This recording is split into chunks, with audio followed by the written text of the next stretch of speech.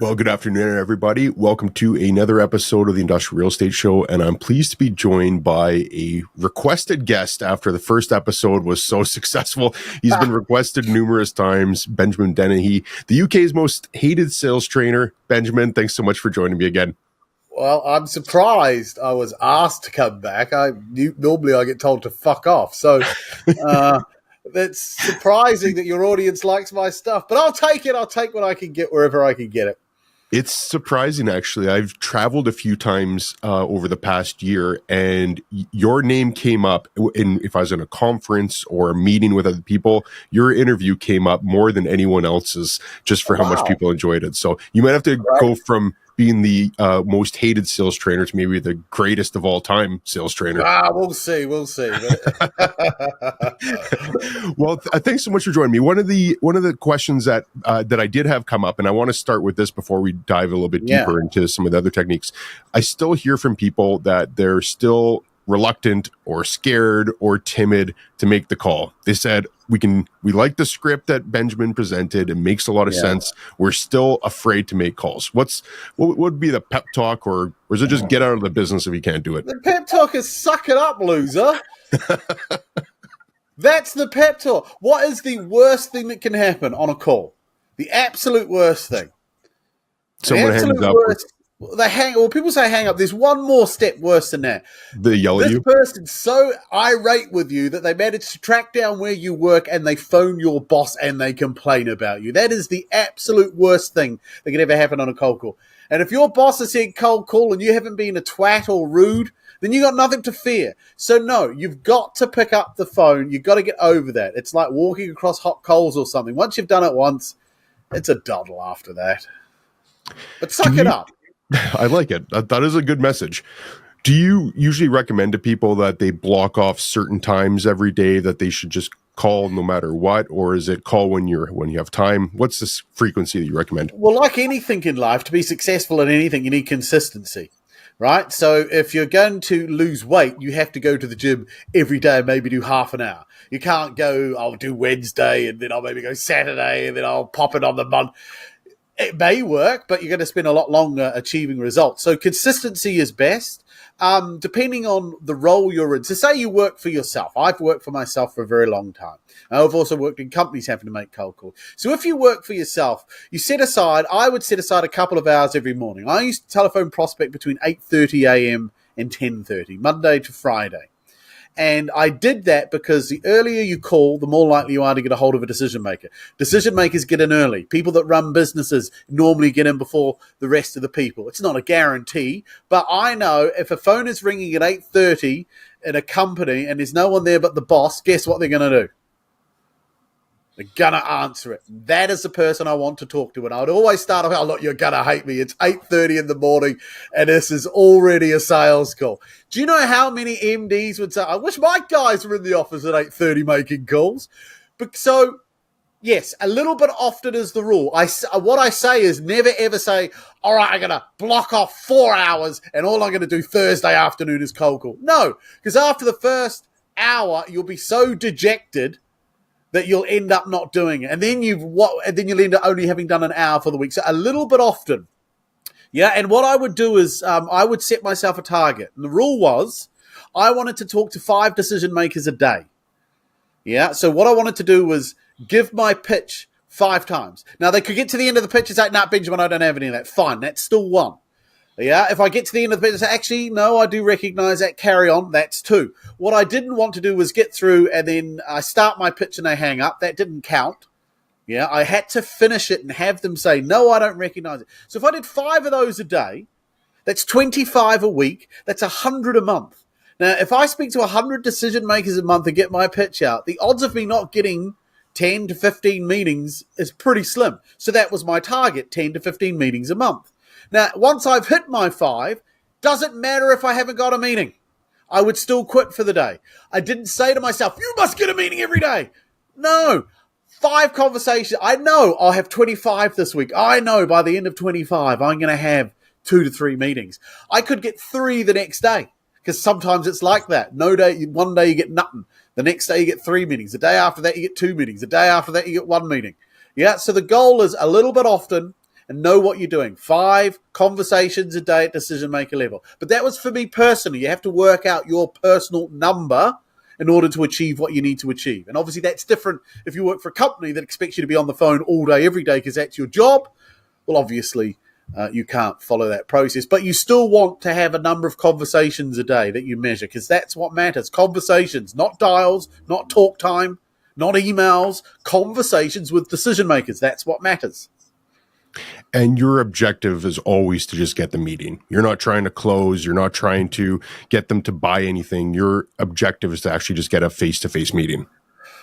No, that is a potential outcome. Yeah, so whenever you ask a salesperson what's the purpose of prospecting, they'll say, get a meeting, get an appointment, find pain, find need, or all of those are outcomes. They're not the purpose. So the purpose, what am I trying to do to a human being that's never spoken to me before, that has no idea about who I am or what I do? What am I trying to do to that human? I'm trying to do what all great advertisers do, trying to get them emotional. You see, people buy emotionally and then justify intellectually. So I'm phoning up a stranger. It's 8:30 in the morning. Maybe the boss has just got it. He's put his keys down. The phone rings. He answers. He's not thinking about what I do or what I fix. I've got a couple of minutes to try and get this guy to get to the end of the conversation. If I've done it well, to go, all right. Maybe you got something. And in that case, I get an appointment. But there's a process to get there. I don't just want to meet with someone for the sake of meeting. So a lot of salespeople beg their way into diaries. Look, I promise you, give me half an hour. I guarantee at the end of the half an hour, you're going to absolutely love what we do. I'm going to be in the neighborhood. So you're setting up meetings for the sake of meetings. And then you get in there and this guy says, I don't know why you're here. I told you on the phone, I'm not interested. Yeah. So I don't want to do that. My time's too precious. So the goal is to get someone emotional. My goal of 5 conversations. If I can get someone emotional in that, great. If I can't, fine. If I get an appointment, great, because I do need appointments, but my focus isn't the outcome. My focus is how I get to the outcome. That's what makes you professional. Yeah, that's very profound, because you're right. There's a lot of people, and I've even had this myself, where someone will set a meeting with me, and for whatever reason, I agree to take it. And then when it comes up on my calendar, if I have anything coming up, I'm canceling that meeting right away. And I'm sure that's how a lot of decision makers are doing as well. So you're filling your calendar. If you do it just a meeting way of trying to get meetings, you're filling your calendar with people that don't even necessarily want to meet with you. Exactly. And salespeople are human beings, and human beings have a unique way of finding a way to hit a target. So if you say to somebody, you need 180 minutes talk time, what behavior does that encourage? It encourages long, drawn-out, pointless conversations so they can hit their 180-minute mark. If you say to somebody, you need to make 300 dials, what do? They dial companies they don't even want to talk to or won't answer so they can tick the dial mark. Or if you say to them, you've got to get 20 meetings a week, what do? They beg their way into diaries to get the 20 meetings in. Half to 75% will drop out, but it doesn't matter because I hit the metric. Yeah? So most sales teams are encouraged through metrics to do poor behavior. You wouldn't say to every lawyer, you've got to win every case. So what do they start doing? Lying, cheating. Yeah? No, I don't want a lawyer that lies and cheats. I want one that does the job properly and wins because they're good. So if you create metrics that encourage behavior that's poor, you get poor outcomes. If you measure stuff that matters, how many people did you talk to today? Okay, so you've talked to 5, you didn't get a meeting. Okay, that's fine. Let's get to the end of the week. Did you have 25 conversations? Yes. Did you get any meetings? No. Okay, so what this tells me is it's not that you're not talking to decision makers, because you've done that. So either what you're saying or how you're saying it isn't working. So we can fix that. We then go back and listen to your calls. This is why you have it. Notice how you say this every time this happens? You got to stop doing it. So within a week, I can figure out how to help a salesperson. But if you're measuring vanity, talk time, meetings in the diary, dials, how do you get better from there? I made $60. I got no meetings. Make more dials. Great. That's not going to help me. Yeah. Most salespeople are like washing machines. They spin around going nowhere. That's a perfect analogy. So when I reached out to you to set this up, but one of the things that I really wanted to get your thoughts on were calling owners, so very similar to UK, I'm sure, where there's real estate agents that work to sell houses or whatever it is on behalf of other people. Yes. My audience is more focused on warehousing and trying to call people that own warehouses or factories or whatever it is, but very similar mechanics on how it works. So with that in mind, let's say there's a scenario where someone's trying to sell or lease a property by themselves. And they probably get inundated with people calling them to try and get the listing, as it would be called in North America. How could someone differentiate themselves when calling an owner trying to sell or lease a property themselves as a cold call? Well, talk about putting me on the spot to come up with a solution to something I've literally just heard. I would want to understand a bit more, but again, I could use a templated answer, which I could give. And I've worked with real estate people in the United States, so I know what this is like. Not necessarily this particular line, but I help them develop a pitch. So if someone's trying to lease a commercial property, you've got to ask yourself, what are they probably experiencing? What are the frustrations they're going through right now if they haven't leased it? Because they're trying to do it themselves for a reason, maybe to save money, maybe because they've had a bad experience in the past with real estate agents. They could be, I don't know what they are yet. I'd have to spend time thinking of it. But what I do, I'd spend time thinking, why would somebody be wanting to do this themselves? And if they are doing it themselves, what's probably frustrating or pissing them off, or what pissed them off about realtors? So when I work with recruiters, one of the things I teach is you phone up and slag off recruiters. Yeah, and you talk about the miserable experience they probably previously had with other recruiters. And they go, yes, I can recognize it. Then you can get into an actual proper conversation. So it would be something like, so I typically work with private landlords. Often they're trying to lease a commercial property. But if they're honest, they're struggling to get people to come and view the property. Others are worried that because they've never really negotiated these sort of leases, their fear is that maybe they could shortchange themselves. And a few tell me blah, blah, blah, blah. So I'd figure out something like that going in. Yeah, and try and change it. Now, again, I'd have to trial and error this, so I'm not saying people watching this, that is the script. I don't know. I'd have to spend more time on it. But you've got to go in and distinguish yourself. You just, hi, my name's BJ, ABC Realty. We work with a lot of businesses in the area. We've helped. Yeah, that's what everybody else says. So if you want someone to engage with you, you have to sound different. You have to say something different. Now, it doesn't mean what I teach will work 100% of the time. I'd be a liar if I said it did. But what I know is if you sound like everybody else, if you act like everybody else, they're going to shut you down like everybody else. So you have to have a way of engaging them. But I would, if I was going to give a proper answer, I'd need to understand the space a bit more and dive a bit deeper into that. And I could figure out what to say. And then you trial and error it. But don't do what everyone else is doing. Listen to your colleagues and don't do it. It's remarkable at how, even putting you on the spot, at how you came up with a couple of the push buttons there, because you're right. It's typically they've had a bad experience with a realtor in the past, or they just feel that they can save money by not doing it themselves. Like anything, a commission is a fee, and if someone thinks that they can remove that fee, that's money in their pocket versus someone else's. And then the other one is probably they just don't even understand what's involved. So there's probably just a little bit of ignorance, I suppose, that they don't really see what an agent brings to the table. So yeah, I mean, you're kind of right on there with that. Exactly. And what you can do is, one of the things, if you can get someone to a bit of a conversation, so the skill is getting someone talking, because once you get them talking, they give you more information, and you'll discover quickly maybe they don't know what they're doing. So that's when you use what I call presumptive questions, where you ask them a question assuming they're doing something or they're not doing something, and they have to correct you. The human mind is like that. So if you said to somebody, okay, so when you decided not to offer that particular part of the building, was that because of X? And they go, no. Oh, so why is it not? I don't know. I didn't even know X was an issue. Interesting. Well, when you spoke with friends who've rented out properties with X, what did they say? I've not spoken to them. Interesting. So I can create doubt in people's mind, but I have to know the presumptive question. So this is where your knowledge of your market is important, because then you can ask them questions and they say, well, no, I've not thought of that. No, I didn't do that. No, I haven't done that. Oh, is that because that's not important? Well, no, I didn't know I had to do that. Well, what do you think will happen if you don't do it? Actually, I'm not giving it any thought. Okay. See, now I'm creating the doubt in their mind as to what they know, and that's a good salesman's job. I'm not here to convince you. I'm here for you to discover. You don't know what the hell you're doing. Is that the emotion that you're going for in that situation? Is you're trying to get doubt?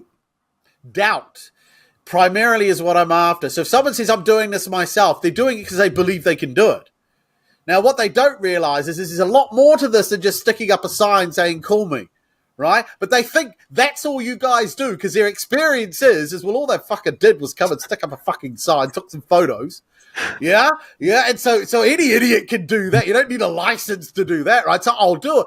But there's a lot of stuff that they don't see that you've done or a good one should have done. You might have had a crap one, right? But the good ones do a lot of stuff they don't see. So you can then turn all the stuff you do into questions and make them realize, well, no, I haven't done that, and I didn't consider that. Oh, when you went through the state Compton's office and you looked into the regulations surrounding how many... Why did you decide to go down this route? And they go, well, I've not even done that. Well, but you must have checked the regulations. No. I'm curious. Why have you not checked the... well, I didn't know you had to check the regulation. Well, who's advising you? Because you do realize if you don't follow that regulation, you could find yourselves, no, I didn't know that. Oh, well, that's probably not important. Yeah, so that's my job.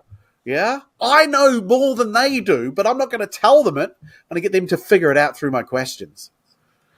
So one of your famous openings now, which a lot of people know, would you use something like that when you're calling someone trying to sell by themselves?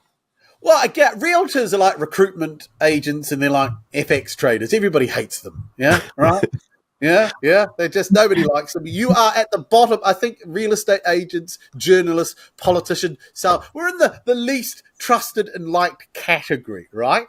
So you can't make life worse for yourself, I say, as a salesman. So what you need to do is, because you're phoning, again, if you're phoning commercially, though, you're phoning commercially minded people. A little different when you're phoning someone at home selling a residential property. But again, because I'm talking to most likely a businessman, I go, look, I'll be upfront with you. If I told you this was a sales call by a realtor, would you chuck the phone out the window? Yeah, and if they say yes, you go, fine, I won't say that. I'm into estate management. Yeah, and then you get a little laugh. So if I get a little laugh, I've got a little leeway. Yeah, I'll be upfront. If I told you I was a real estate agent, would you hang up? Yes, fair enough. Well, I won't say that then. Yeah? So there are all these little ways to get people to chuckle and engage. Some will just shut you down because they're miserable gits and they've had a terrible, shitty day, right? I don't care. More people will resonate positively to those sorts of engagements than ones that won't. Yeah? So that's what I tell people to do. That's what I would do if I was doing real estate. I'd have some catchy way of getting in there. But I know people hate us. Yeah, so use that to your advantage. Yeah, it's not your Achilles heel. It's the thing you move forwards with.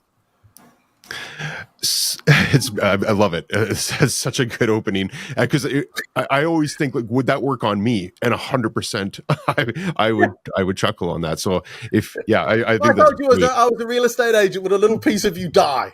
Yeah. And I used to do this with FX traders because they're hated. And when they started doing it, they made me make calls in front of them because, so I'm in a room full of traders. And they said, you're going to get all these objections. And I said, fine, I'll be fine. So I get through to a finance director. And I said, look, if I told you this was about FX, would a little piece of you die? And he goes, oh, yes.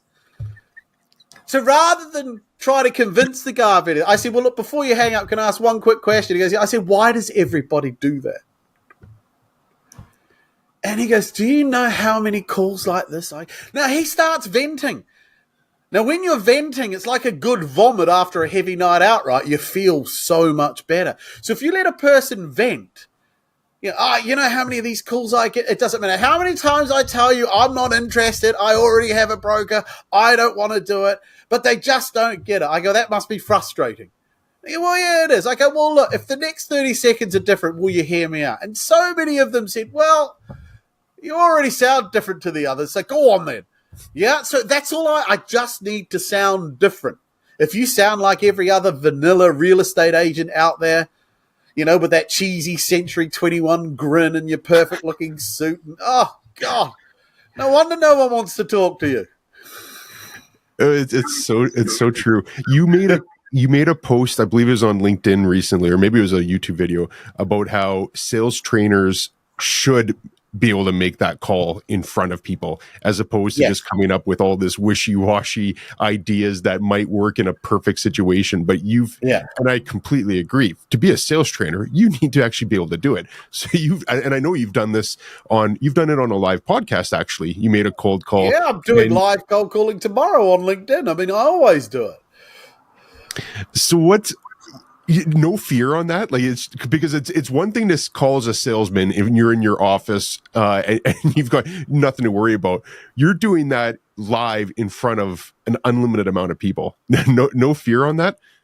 Nah, I don't care. Well, first of all, because I've done it. I've given training days, and I remember this because I ended up working with a big recruitment firm for nearly just under a year.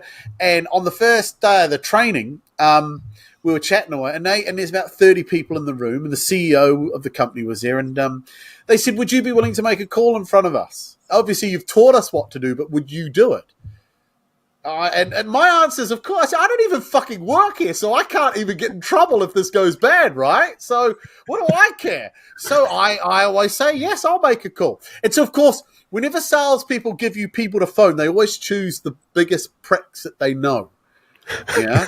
This is what salespeople do. When the shoe is on the other foot, they think, finally! Finally, I get to watch someone else suffer. So it's not a schadenfreude in the world of sales. They love watching other people fail because it makes them feel better. So they always give you the toughest people to phone. And I remember they obviously chose someone that they knew no one could ever get through to. The gatekeeper was absolutely diabolical. And I went in and I tried. And I'll be honest, this gatekeeper was good. I couldn't get past. And she said this, and I said that, then she said that, I said that, and it didn't work, and I hung up. But the thing is, everyone started clapping, and it's like, well, they go, no, we set you up. She's an absolute no one of you. But I can't believe that you were able to do that in front of everybody. You did what you said, and you just kept going. And so the CEO said, this convinces me, right? And then I did it with people less difficult, and it worked. So I will always do everything I teach. That's it. I'm not an academic trainer. And there's a lot of trainers out there that know the theory. And then you go, well, how would you apply that in my world? And I go, well, you're going to have to go away and figure that out, but you need to follow this sort of process. Whereas I say, I can figure it out. I'll know it. Give me a couple of minutes. Let me ask you a few questions. Let me understand a little bit, because nothing's going to change. What I do won't change. All it's going to change is the substance of what I'm saying, and you're going to give me the substance. So I work with an engineering firm. They invited me in. There's only one other company in the world that makes their product, and it's $1 billion US company. And this is a £20 million turnover UK company. So they're going up against a $1 billion company. And they sell to the oil and gas industry. I don't know anything about the oil and gas industry, never worked in it, don't know anything about it. I'm not an engineer. And they said, we want to break into North America. And so I spent half a day with them, and I said, well, what the hell does this thing fix? And they gave me 3 things that it fixed, and we rattled through that. And I said, okay, well, I can make a phone call now. I said, okay. And so we phoned an oil refinery in British Columbia in Canada. I remember this. So because I knew I was phoning North America, they all have a bit of a love-like of the Brits, the English. Yeah, they have a romantic view. So as soon as this engineering director answered, I said, look, you're going to hate me. This is actually a sales call all the way from merry old England. And the guy started lying. He goes, no, I fucking love the Brits. Yeah, no, go on then. Say your piece. So then I said, so we typically work with companies that use ABC's switch. However, a lot of them tell us they're frustrated that when they take the switch out of the packet, about 10% of the time they don't work. A few tell us what really pisses them off is that some of them are unable to go to the temperatures required, and as a result, water leaks in and it expands and breaks. Yeah, and then I said a few say their biggest issue is lead times. Often, to get these things delivered to them up in the field can take anywhere up to 3 months. I said, now, I bet you're going to tell me you don't recognize any of that. And this director says, I got all of them. I said, no, you can't have all of them. He goes, I do. I said, well, be here all day. You got to pick one. If you already pick one to eliminate, what should you pick? He'd go, lead time. And then we're off. At the end of it, I convinced him to take a sample. He even paid for the sample to be shipped to Canada. And I hung up the phone, and the CEO said, oh, my God. You've only been here half a day, yet you've made a call that you're not even an engineer, and you talk to the guy for 2 minutes. All I did was ask him questions. I don't need to know anything about engineering, but I know the types of questions to ask to get someone talking. And he said, I've never sold a sample before. I go, well, now you know what to do. They went on to become a client, because when you've only got one company in the world selling you a product and they have a monopoly, customer service is shit. So it's not hard to steal from them if you get good at getting in front of them. So I do this all the time. So I'm not afraid to do it. Yeah. How did you know in that a specific example that you had reached the objective of creating an emotion? Was there a spot where you knew and then you moved to say, we can get you a sample? It's a gradual process. There are 6 types of questions you need to ask. So when you get in front of someone and they say, well, I do recognize it. So in this case, the guy said, I have all of them. So my job is always to get people to fight for their problems. So the moment someone says, I have all of them, rather than get all excited, say, oh yeah, fucking A, I do the exact opposite. I push them away and I go, no, you can't have. Now he, by the laws of physics, motion, if he's pushing that way, but he's got it and wants to pull back this way, he fights for his problem. I know you can't have all of them. He goes, I do.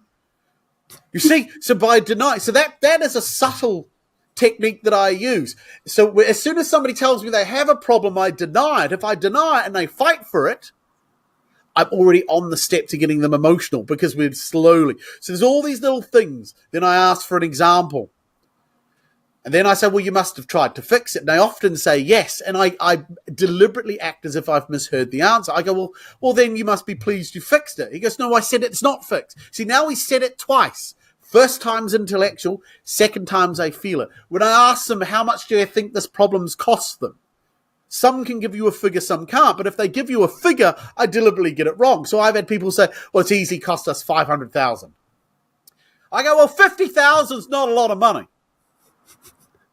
No, I said 500. So he's saying it twice loud. So you engineer emotion by using questioning techniques that get them. The police do this. The secret services do this. They all learn questioning techniques to get people to where they need them to be. That's all I do. Now, I can't get someone emotional unless there is something there, though. So I don't create this out of nothing. If it's not hurting them, if it's not an issue for them, you can't get them emotional.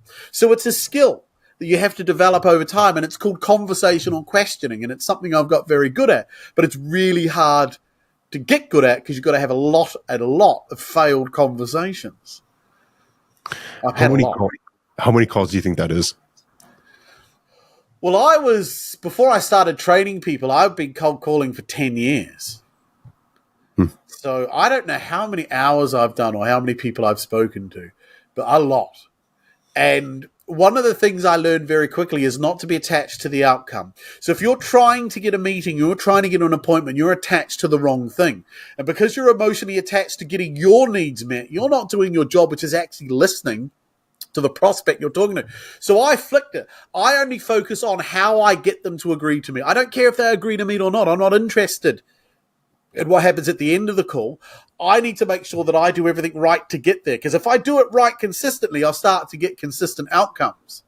So the focus for me is on, did I do a good pattern interrupt? Is my 30-second pitch hitting home? Are more people recognizing it than not? Okay, once they've recognized it, am I using the questions that I've got right to move them through? And if they challenge me, how did I come back with it? So I assess and keep practicing. So I focus on how I get there, not the outcome. Just like any professional, the outcome is the outcome. You only control what you do up to the point that the outcome's made.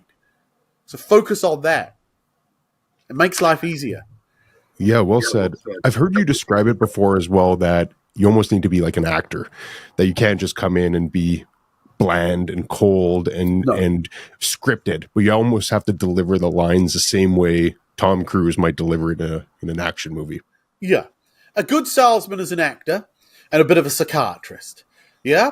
And the thing is you're dealing with so many different types of people. Now, people can be slightly pigeonholed. So, for instance, someone that gets to the top in the world of business or in sports or in law or in politics, they have what you call a dominant type of personality.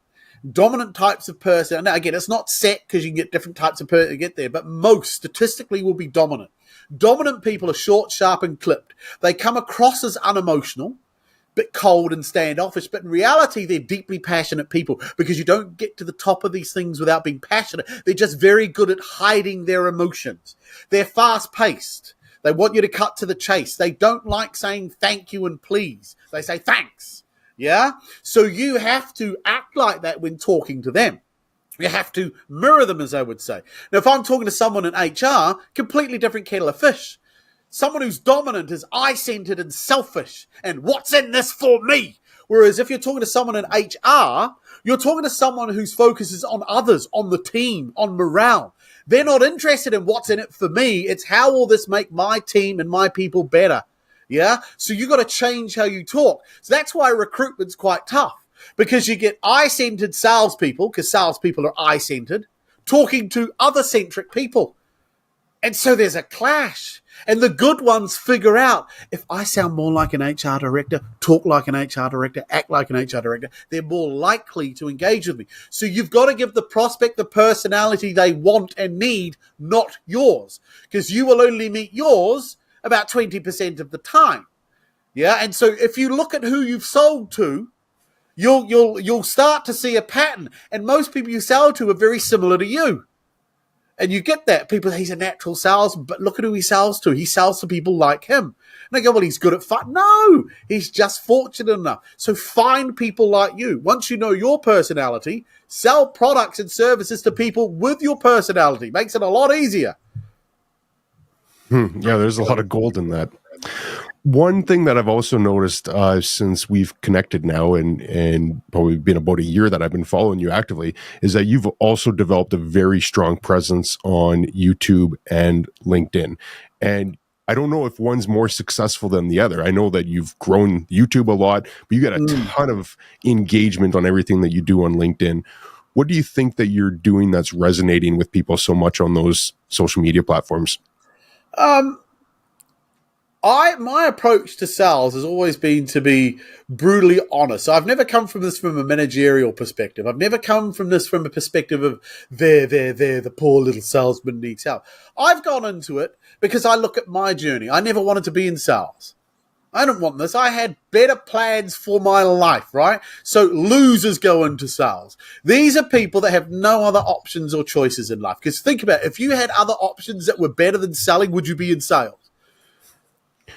Well, no, you wouldn't, right? Question. So I think this is why I resonate with people, because I'm honest. I say, look, I know you're a loser. You know you're a loser. I know you're a loser. The only reason you're here is because you couldn't get any other job. You went to university. You studied gender studies or queer theory, and you realize no one will pay you for this horse shit in the real world. So you're educated. You can string a sentence together, and you don't dribble. You are qualified to enter the world of sales. So that's where we end up. And then you just sit next to someone that's good and try and copy them, or you have some success. And after 3 years, you suddenly realize you're stuck.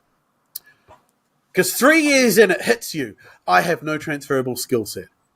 No one ever advertises wanted former salesman. What skill set do you bring? You are stuck in sales. And so then you find yourself in a job you may hate. You don't. So you think, I need a new experience. So you look for another sales job paying roughly the same. Yeah? And then after a few years, you're still on the phone. So I speak to that. And I say, look, I know you're a loser. So you've got a choice. You can either stay a loser, or you can admit, I am here. This is my lot in life. So I have two choices. I either just bundle through and keep doing more of the same shit and getting paid an average wage, blowing it all in the weekends and then moaning about how I don't like my life. Or I say, you know what? If I'm stuck here, why don't I get good? And that's all I've done. Like I said, I never wanted to be here. And I literally wrote about this today. Don't follow your dreams. It's a lie. Following your dreams is a lie, because people that tell you to follow your dreams have either made their money or they've given up on their dream. What they don't tell you, the successful ones, is they never followed their dream.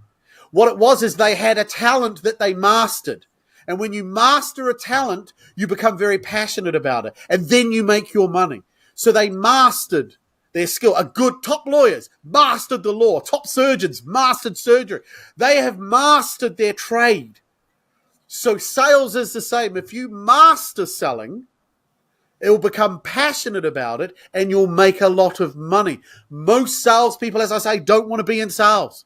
So if you don't want to be somewhere, are you going to put in the effort to really master it? No. So then you're stuck averaging it through life. And you'll be okay. You'll always find a job in sales. Yeah, it's not hard, but it's a pathetic existence if you're average in sales. So why hasn't there been any effort or any organization or any movement towards trying to make people better at sales? Why is it that most of them get into sales and they do just suck at it and they hate it and they can't get out of that rat race? Why is that? Why hasn't it been? Is it just that it's not a respected industry like you alluded to earlier? It's because anybody can do it. There is no barrier to entry. So in order to go to law school, you have to hit certain grades. You have to be of a certain disposition. Same with medical school. Same with accountancy. I mean, politics, anyone can go into politics, but you need a certain type of person. Yeah, because it's a hard. So whilst it's open to anyone, only a certain type of individual has the skill set and the strength to go through. So with sales, though, anyone can get into it. And so because it's open to anyone, there is no standards. You can't regulate it. You can't tell people how to do it. Gift of the gab. If you chuck enough stuff at a wall, something sticks. And that's the whole attitude with selling. Just get out there, scream, get in front of people. People will buy, and they will. So for most people, selling isn't the art of getting people to discover they need what you have. It's just getting money off of someone. And it's not hard to get money off of someone. You can beg, you can negotiate, you can discount, you can rob them, you can rip them off, you can con them. Belfort, he made a fortune out of conning people, right? It is not hard to get money off of human beings. And so because it's not hard to get money off of people, it is the most unregulated, unprofessional, ragbag tag of individuals. And that won't change. And people try to change it, but it won't change it. Corporations don't care. They say they care, but that's for the website. In reality, just hit your fucking target. We don't care how you get there, just hit it. Because that's all that matters. So we have a culture of get the money, yeah, and maybe. Ford, for instance, remember he wanted to create a car that people that made it could afford. How many companies have that approach to their business now? Let's create a product that everyone can afford. Yeah, even the people that work here. Then those types of values that used to be part of capitalism, they've all gone. Yeah, and so now it's just every man for himself, dog eat dog, everyone screaming at everyone, and just do whatever you can to get over the line. That's my theory, anyway. Well, you are working diligently to help the people that want to get better. I know. Yeah. So I took one of your courses last year, and I saw that you moved to a membership model for the sales matrix. Yes. Can you tell me a little bit more about that? Yeah, so I was selling recordings last year of boot camps that I'd done, which went really, really well. But a lot of people were emailing me saying, are you going to do any other stuff? Are you going to do any new stuff? How do I get more access to more content? And a guy I know who I work with, a guy called Zach from Rebel Websites, he approached me with an idea, and he said, what you need to do is create a subscription-based model. Put up all your boot camps, refilm it all, put it all up there, but then every month add new content, add little bits here, little bits there, and put it on a monthly subscription. People can come and go as they want. Yeah, create a community. People can upload their calls to me. I do a live Q&A, one-to-one session. So I want to create a community of people that want to get better at sales. So that's what this whole platform's done. And actually, it's done really well. In fact, I'll share this with you because it only happened yesterday. We launched in February. Yesterday, I broke even. So all the time and money that I invested into the platform to get it where it was, I got the dollar equivalent back over the weekend when someone finally purchased. So over 100 people have subscribed in the first 4 months. It's going really well. Everyone's enjoying it. I'm going to keep adding content to it, and I want to grow it. It's going to become a library, a resource for salespeople to go to. Now, not everyone likes it because a lot of people don't like what I do. A lot of people who are too chicken shit to try what I do. I love those people. You get the trolls. These guys are losers, right? They've achieved nothing in their life. So all they do is come online and say, that would never work. This is the biggest bullshit. And it's like, I know I'm dealing with a loser here, right? Because the people that do the stuff, I get more people contacting me saying, I can't believe how well this works. You've changed my life. I can't believe how easy selling's. I love this stuff. Yeah, because you can do it. The ones that can't do it, say it doesn't work. There's a difference between you not being able to do something and it not working. Yeah? And most salespeople try something, it doesn't work, so they give up. Well, this is why you're an average salesperson.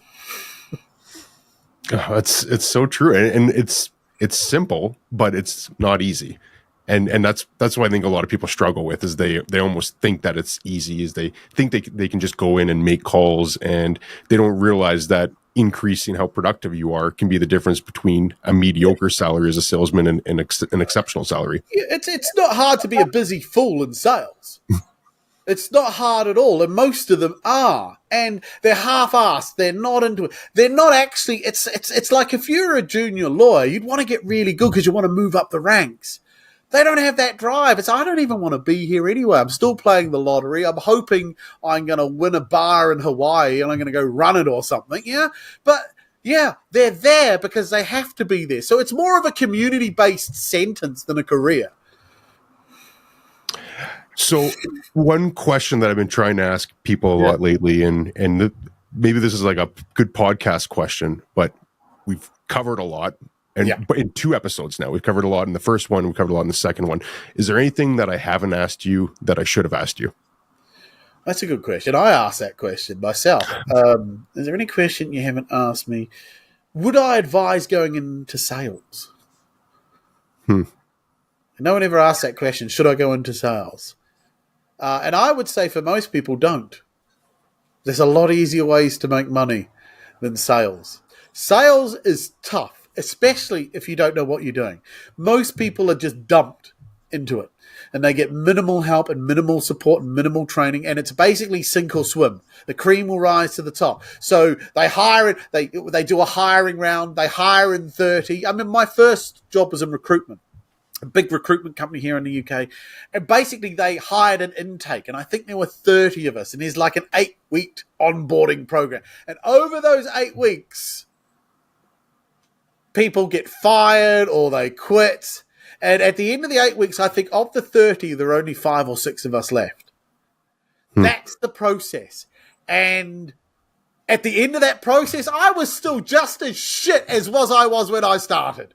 Yeah, but I had just survived. And now you are a recruitment consultant. I didn't know anything. And so then I said, now it's Canvas. You just hit the phones, get appointments. No one told you how to do it. No one showed you how to do it. You try and listen to the best people, but you couldn't figure out. And then when you did talk to the best people, why are you good?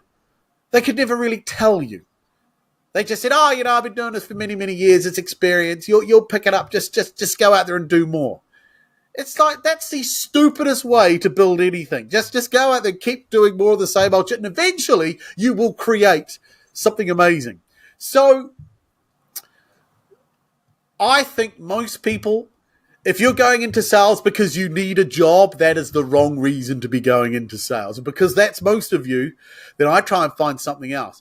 I would look at what is your talent, and I discussed this in a post I did today. You need to find out what your talent is. Because your talent is what you can get good at. And if you master your talent, you may even hate your talent. You may actually have a talent for numbers but hate numbers. But I tell you what, you master that talent. People who are good with numbers, who have a real talent, make a lot of money. Yeah, so you got to ask yourself, where do I want to economically be? Yeah, your hobby, see, your passion could be your hobby, but your hobby may never make enough money to justify you doing it full time unless you somehow become a master of your hobby and you're recognized in the world. Then you'll make a lot of money. So unless you can get to an economic goal with your passion or your love, it's kind of useless. Put it to one side. What is your talent? What are you genuinely good at? And then master that. That's what we're not taught. We're told, follow your dreams. Pursue your go after your vision, your aim. And some people have done that, but they had the talent required to get there. So the guy, Jeff Bezos, people said he had a vision, a dream. He did, but he also had brilliant skills in order to make that work. His talent was pulling all the stuff together, but he knew where he's going, yeah? So you need the talent. Yeah, unless you're born into the British aristocracy and you're just dumped with land and money, most of you are going to have to go out and make it. And you need talent. Find your talent. Yeah, and for sales, that's not for most people. If you go into it, say, I'm going into it because I want to make this work and I want to get good at it. It's just not a stopgap. That would be my advice. And that's great advice. So assuming somebody doesn't take your advice and gets into sales, or maybe they just get dumped into it, which is pretty common. I think that is a very common way. How much time would you devote to training and getting better and the non-monetary activities? You're not getting paid when you're training and learning something versus actually being on the phone and calling. What percentage would you recommend to someone that they devote to getting better as opposed to actually doing it in the trenches? That is a bit of how long's a piece of string, because everybody's different. Everyone picks things up at different rates and different speeds. And so you are going to know your capability of learning. I regard myself as a slowish learner, in the fact that I have I have a dominant personality, so which means I get impatient very quickly. So I get impatient, and if something's not working and I know it should work, I get impatient. Then I get angry with myself. Then I get frustrated. Then that ends up delaying my ability to learn because I'm too busy fighting my own emotions. You get other people who aren't emotional like that, and they're able to break things down into the little processes. You know, the competent side. These people become engineers, accountants, solicitors, people like that, because they much more measured. They're slower in how they do things, but they do it more methodically. So they pick up processes. So depending on your personality, you're going to pick up what you learn differently. I'm currently trying to learn how to write differently, write better. I've got a natural ability. I like writing, but LinkedIn has changed. It's changed the type of things you need to write in order to get the engagement. And I've only recently come to this conclusion. So I have a minor talent at writing. So now I've said I need to master writing. I don't really enjoy it as much as I should, but again, when I get good at it, I'll become quite passionate about it. But right now, I'm finding it really frustrating and irritating, and that's slowing me down, and I'm getting writer's block, and I fucking hate this new system of writing. It's bullshit, right? But it works. So I have to make it work. So I'm dedicating hours every week trying to write the goddamn posts that get better engagement, and it's hard. So it's down to you as an individual. But what I know for a fact is if you sit on your laurels and hope and think the world is going to change around you, you're going to get nowhere real quick. So put in as much or as little time as required for you to get better. You don't have to be like, remember at school there was someone, they always got something so quick, and then you measured yourself against them and you thought don't measure yourself against anyone else. Know what you need to do. It could be 2 hours a week. It could be 5 hours. I don't know. But do something. That's a great message. What does the rest of 2024 look like for you? We're almost halfway through, I suppose. We are. Yeah. So the first half was getting this platform up and running and creating content. This keeps me busy, actually. I thought I was going to be able to relax. But the filming regime, because I've got to create content now for YouTube, LinkedIn, Instagram, TikTok. So I've got to create content for that. So that takes up time. I'm learning this writing thing. So I have to write every day. I have to write newsletters. I have to write posts. I have to write drip campaign. So I honestly thought I'd be doing less work. And I was moaning the other day, how is it a man that works for himself and has done well as a diary so full? So I'm keeping busy. I'm looking into AI as well. That's going to be incorporated into the platform. So soon you're going to be able to talk to an AI bot that's going to be rude and blunt like me back to you. So that'll be quite cool. So I've got a lot on my plate. But this year is just growing this platform, filling it with great content and expanding my reach, reinstituting the British Empire. Well, I'm a fan. I'm a big fan of yours. I really do appreciate you taking the time out of. I know how busy your schedule is. So what I'd like to close with, I'll give you the last word. But what I want to close with is to encourage everybody to follow you on YouTube and LinkedIn. I haven't followed. I'm not big on either Instagram or TikTok, so I can't speak to those ones. But what you put out on those two platforms are incredible. And if somebody does want to take their business to the next level, I would highly encourage you to invest in your platform. I'll put a link to that in the description, and I'd highly encourage someone, if they want to go to the next level. In my mind, you are the greatest sales trainer I've come across, and I've had the fortune of interviewing a lot of great ones. And you're at the top of that list. So I would strongly encourage people to do it. I'll take that. That's a stroke, as they say. That's ego stroke right there. I'm a big fan. I unapologetically a big fan. So thank you once again. I'll leave the final word to you. The final word I would say is this. You have two choices in sales. You can either be an amateur or a professional. Yeah, and if you're an amateur, be prepared for mediocrity. Be prepared to never really get that kick out of it. But if you want to be a professional, then say to yourself, I want to master this and master it. And I can help you with that. Loads of other people are going to help you with that. It doesn't have to be me. I recommend me. But find someone that is good and learn how to do this, because this is a terribly lonely, depressing place if you're doing poorly. Sales sucks. And when you're sitting at your desk and you're not making the money that you want and you've got all these pressures on you, and you also know you don't have any other options. See, if you quit your job today, what are you going to do? Unless it's look for another sales job. But you don't want to retrain as a nurse. You don't want to retrain as a teacher. You don't want to retrain as a barista. You don't want to go to law school. You don't want to be so unless you got something else that you want to go into and train to, you're stuck in sales. So you have a choice. Either get good at it or get out. Find your talent. Those are wise words. Benjamin, thank you once again. Really appreciate your time. Thank you. I've loved it. It's been a pleasure.